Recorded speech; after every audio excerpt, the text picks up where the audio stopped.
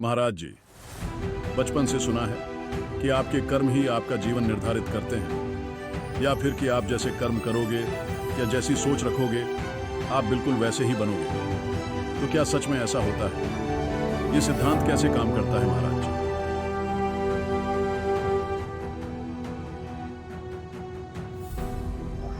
मुझे लगता है कि जो कर्मों के फल हैं, जो कर्म फल है, उसे ना कई लोग रिवार्ड या पनिशमेंट देने का ना एक सिस्टम समझ लेते हैं। जैसे कोई ऊपर कोई बैठा हुआ है जो बही खाता लेकर बैठा हुआ है कि इसके उनके कर्मों के हिसाब से क्या कर्म फल देना है, पुण्य देना है, पाप देना है, भला करना है, बुरा करना है।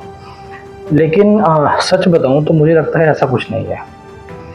ऐसा कोई नहीं है वहाँ बैठा हुआ है हमारे कर्म फलों को हिसाब रखने के लिए। हाँ, ये ज़रूर है, मुझे लगता है कि जो हमारे कर्म फल हैं वो हमारे ना किए हुए कर्मों का एक इको है, एक गूंज है, एक रिवर्ट है प्रकृति के द्वारा, मदर नेचर के द्वारा। जो हम कर्म कर रहे हैं उसके बदले में मदर नेचर हमको रिवर्ट में क्या दे रही है। ये हमारे जो इरादे हैं, जो हमारी सोच होती है, हमारा थॉट प्रोसेस होता है, उसका एक टुकड़ा है, उसका रिजल्ट है ये। क्योंकि जब हम कुछ बोलते हैं ना, कुछ सोचते हैं या कोई भी हम कर्म करते हैं तो उसका ना जो प्रकृति है उसकी ना एक मोमेंटो बनाता है, उसकी एक इमेज बनाता है, उसकी एक मूर्त बनाता है। और वो मूर्त जो होती है वो हमारे जो शब्द हैं उसको एक आकार देती है, हमारी सोच को, हमारी प्रकृति को, हमारे कर्मों को, हमारे व्यवहार को एक आकार दे देती है। जैसे कि अगर मैं उदाहरण के लिए समझाऊं कि अगर आप किसी के साथ गुस्से से पेश आते हैं तो आपको लगता है कि आप सामने वाले को चोट दे रहे हैं, नुकसान दे रहे हैं, लेकिन आप उसके साथ उसको तो चोट दे रहे हैं, उसको नुकसान दे रहे हैं, लेकिन उसके साथ साथ आप अपना भी ना एक नेगेटिव ऑरा क्रिएट कर रहे हैं, गुस्सैल चरित्र का निर्माण कर रहे हैं। आपने देखा होगा कोई गुस्सैल आदमी होता है ना, उसको हर बात के ऊपर गुस्सा आता है, छोटी छोटी बात के ऊपर नाराज होना शुरू होता है।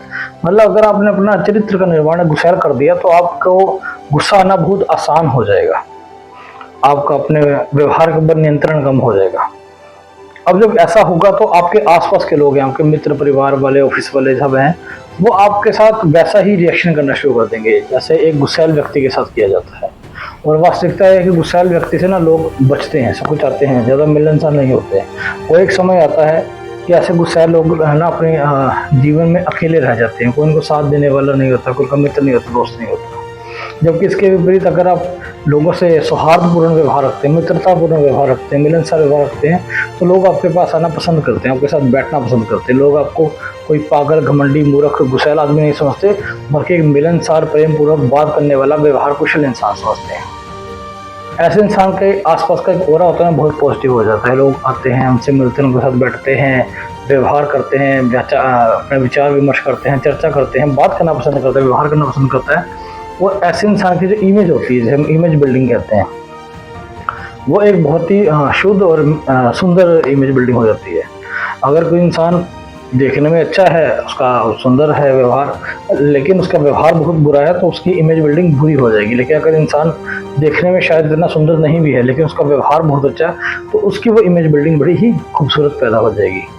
यही जो इमेज बिल्डिंग है, ये जो हमारा ऑरा हमका एक इमेज क्रिएट करता है, यही हमारा कर्म फल है, यही हमारे कर्मों का फल है। और यही आगे हमारे होने वाली जीवन की घटनाओं को ये एक तरीके से डिज़ाइन करता है। अगर आप मिलनसार हैं तो सुख दुख में लोग आपके काम आएंगे, तो जाहिर सी बात है आप कम मुसीबत में पड़ेंगे। लेकिन आप गुस्से में, आप लड़ते रहते हैं तो आप ज़्यादा मुसीबतों में पड़ोगे, आपको लोगों की सपोर्ट ज़्यादा पड़ेगी, तो आप जीवन में दुखी रहोगे, मुसीबतों में रहोगे। तो आपका भविष्य कैसा निर्माण होगा ये आपके कर्मों के ऊपर डिसाइड करता है, और कर्मों के जो कर्म फल है इसी तरीके से काम करता है, ये मेरा मानना है। इसको अगर हम दूसरे तरीके से समझे तो ये समझो कि ये खेती करने जैसा है, बस ये कि आपको फसल नहीं दिख रही। लेकिन हाँ, यहाँ ये डिपेंड करता है कि आप कौन से बीजों को पोषित कर रहे हैं, कौन से बीजों को जल दे रहे हैं। मतलब आप ये लगा लीजिए, अगर ये देखा जाए कि आपके अंदर किस प्रकार के बीज हैं, जिन बीजों को आप अपने सोच और आस के माहौल में उस प्रकृति की ज़मीन के ऊपर बो रहे हैं, जल दे रहे हैं। आप किसी को डरा के व्यवहार करना चाहते हैं या किसी के साथ प्रेम से व्यवहार करना चाहते हैं, आप किसी को सजा देने वाली सोच को प्रोत्साहित कर रहे हैं कि लोगों को माफ़ करके जीवन में आगे बढ़ने की सोच को प्रोत्साहित कर रहे हैं।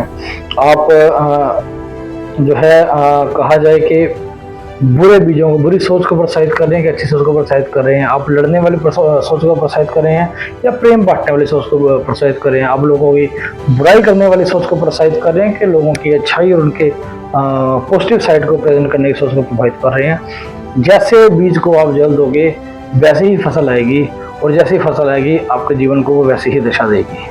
तो कर्म फल जो होता है वो और कुछ नहीं, आपके कर्मों का जो असर है, कर्मों के द्वारा बनाई हुई है आपकी एक इमेज है, आपका एक आकार है। तो कहीं सही कहा बुजुर्गों ने कि जैसा बीज बोओगे वैसा फल पाओगे। यही है कर्म फल का सिद्धांत। ओम नमो भगवते वासुदेवाय।